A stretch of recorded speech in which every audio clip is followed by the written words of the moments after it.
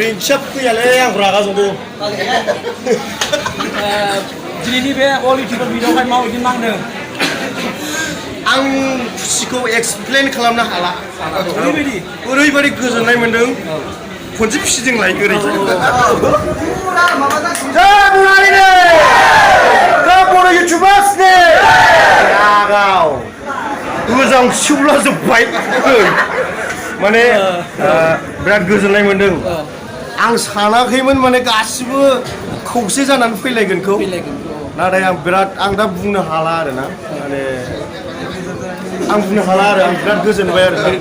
माने जेनेबा जोंनि खौसेथिखौ देखायदों गोबाङानो माने सोरबा सासे सानैया फैयाखै आंहा बेजों लोब्बा गैया आंना डाइरेक्ट माने जायफ्रा फैगोन टाइम दङ अननानै बयबो फै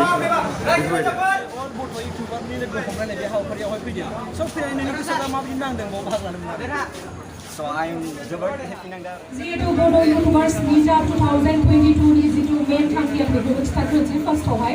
स' मेन थांखियानो जाहैबाय बेनोसै जों गासैबो बर' इउटुबार्स जिमानखिनि बर' दङ जोंनि बुहुमाव स' बयबो जों इउटुबार्सफोरा मोनसे इउनिटि जानो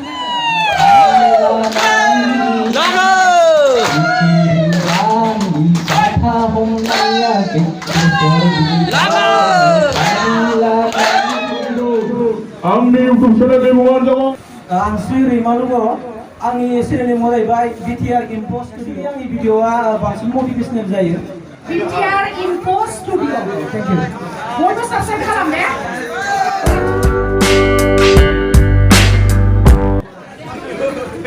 हेलौ बेंगल हेलौ बेंगल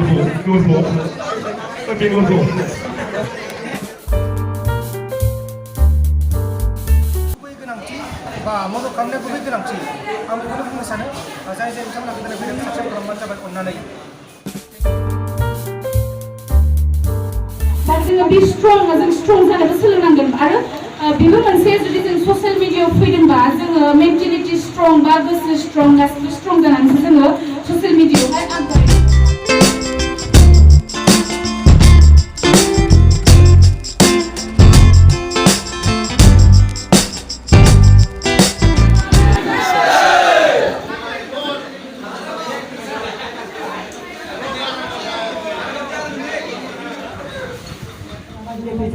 जादोंबा सोरबा जुदि इउटुबनि बारा मोजां मिथियाबा बाहाय जों ज' जानानै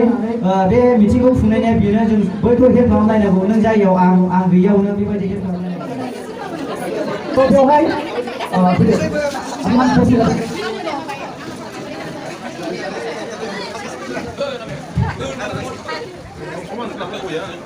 I don't ever slow up, no I don't take shit I got no love for the fakeness If you wanna play tough and wanna hate this रिंचाप फैयालै आं रागा जोंदों दिनैनि बे अल इउटिउबर भिडिअ'आवहाय माबायदि नांदों आरो बिथांनि अनसुलि बिसिबो दंफैयो फैदो बिथांखौबो आर'नाइ गोबां आयदानि सायाव टिम लायै टिम आयदा लायै आयदा नोंथांमोना जुदि इउटिउबाराव जुदि नोंथांमोना डकुमेन्टेसन बा प्रेजेन्टेसन होबाय थानो हायोब्लानो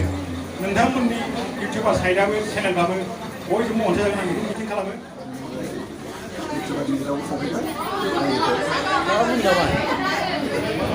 दा बेवहाय सापर्ट होनायजों लोगोसे इउटिउबार मिटआवहाय जेसेबां बेवहाय इउटिउबारफोर फैदों बिसोर माने माखासे ससियेल कन्ट्रभारसि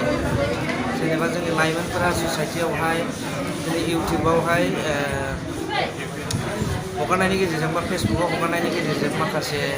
गोबांथा माने बाथ्राखौ लानानै कन्ट्रभारसि जानायखौ नुयो जाय बुस्थुआ माने मोनसे जोंनि यां जेनेरेसनावहाय बियो कालचार बायदि मोनसे माने टेटु लागायनाय बायदि जानानै थानो हागौ दा बेनि थाखायनो बेखौ फोजोबस्रांनो थाखाय बेवहाय मोनसे गेट टुगेदार माने बड' इउटिउबार मिटखौ लानाय जादों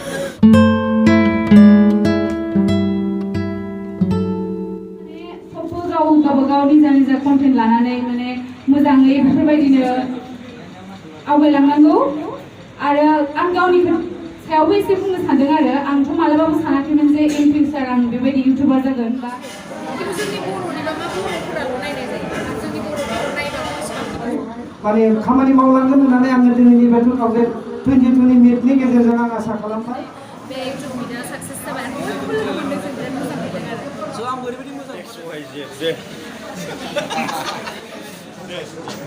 जोंनि गेजेराव माने कन्ट्रभार्सिखौहाय बियो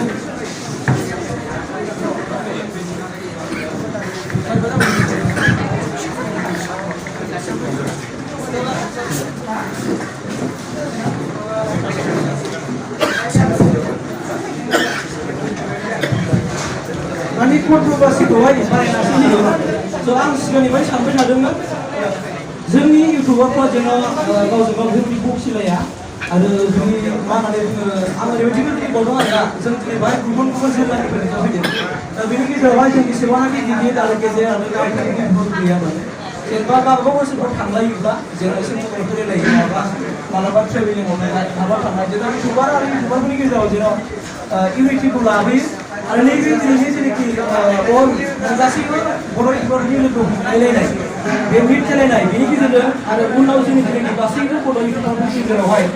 इउनिटिया बांगोन आरो स्टेपआ बांलांगोन आरो गासैबो बर' इउटुबारफ्रानो जोंनि बर' माखासे हारि माहारिफोरनि गेजेराव माबा मोनसे समाजनि थाखाय मोजां मोनसे कन्ट्रिबिउसन लानानै फैनो हागोन आरो बेबायदि हानायनि माखासे प्रब्लेमफोर लानानै फैगोन आं बेखिनिखौ मिजिंथिदों जेन' साफ्रोमबो जेन' इउटुबारफोरा जेन' जोंनि हारिनि माबा मोनसे खहा जानाय बेखौ बयबो लाबोआ आरो गावजों गाव माखासे कन्ट्रभार्सि बाथ्राफोरखौ रायलायनाया आं बेखिनिखौनो बुंबाय आरो मिजिंथिबाय दिनै जेनोखि बे प्रभाब जानाय बियो माने मा होनो जेसेबांखि बर' हारिया थालाङो बेसे थालांबाय थाथों आरो इउटुबार जेसेबांखि थालाङो थाबाय थाथों आं बेखौ मिजिंथिबाय Thank you, Anak. नांगोनदां मोजां मोनदों बे बाहागो लानानै नोंथांमोनखौ लोगो मोनदों नोंथांमोनखौ जों मोजां मोनदों समाजनि सिगाङाव ओमफ्राय दा नोंथांमोनखौ नुनानैसो गोजोननाय मोनदों आरो नोंथांजों लोगोसे गोबां बिदिनो माखासे जोंनि मेथाइ रोजाबगिरिफोर दङ महरगिरिफोर दङ फावखुंग्रिबो दङ बिथांमोनखौ जों लोगो मोनफैनानै जोबोद गोजोननाय मोनदों माने आंनिफ्राय बुंनांगौआ जेबो गैया आं माने बिराद गोजोनदों आरो माने आं बुंनो हाया आरो आं गोजोनदों आरो बिराद मोजां मोनदों आरो ना बेयाव माने बयबो जोंना इउटुबार्सफ्रा बयबो फैनानै खौसेथि जादों सोरबा जुदि गाज्रि भिडिअ होबाय थाग्रा बे मानसिया जुदि मोजाङाव फैबायब्ला जों बेखौ इनसाल्ट होनाङा जों बेखौ मा होनो मटिभेटसो खालामनांगौ जे दे जेबो नङा पास्ट इज पास्ट बेबायदि साननानै जों बेखौ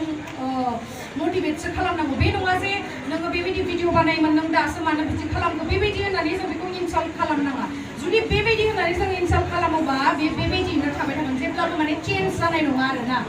स' कन्ट्रभार्सिनि सायाव मा होनबावनो आङो जों बयबो बर' इउटुबार्स हिसाबै बयबो खौसेथियाव फैनांगौ बयबो ज' जानांगौ जेरैबायदि दहाय मिथिया बुंबाय जे ज' जानानै जोङो सोरखौबा हेल्प होबा बिराद माने मा होनो जों सासे जेरैबायदि हेल्प होबा बेनिख्रुइ बांसिन जों ग्रुप वाइसआव खामानि मावोबा बांसिन लाब जागोन आरोना जायफोर गोदान नायदों आरो चेनेलखौ बयबो साबस्क्राइब खालामदो ना जों बयबो गावजों गाव अनलायनांगौ आरो रायजोफोर नोंथांमोननि नोंसोरनि सापर्ट नङाबाथ' जों जेबो नङा मानोना नोंसोरनि अननायावसो जों दिनै बिसिमहालागै जौगाबोनो हादों बेनिखायनो आदाखौबो माने रायजोफोरा सापर्ट खालामदो आदायाबो बिदिनो मोजां मोजां निउस बा भिडिअ लाबोबाय थागोन ओंखायनो आदानोबो सापर्ट नांगौ गोनांथि ओंखायनो रायजोफोरनिफ्राय सापर्टखौ मोनगोन होननानै आसा खालामबाय आरो नोंथांमोना जाय बे भिडिअखौ नायो बयबो साबस्क्राइब खालामालाबा दाथा बयबो साबस्क्राइब खालामनानै माने होलां आरो आदानि चेनेलखौ ना आदा आरो जि मोजां नांबाय आदा फैनायनि थाखाय आरो जों फाइनालि दिनै बे इउटुब मिडिया साक्सेस जाबाय बयबो लोगो मोनदों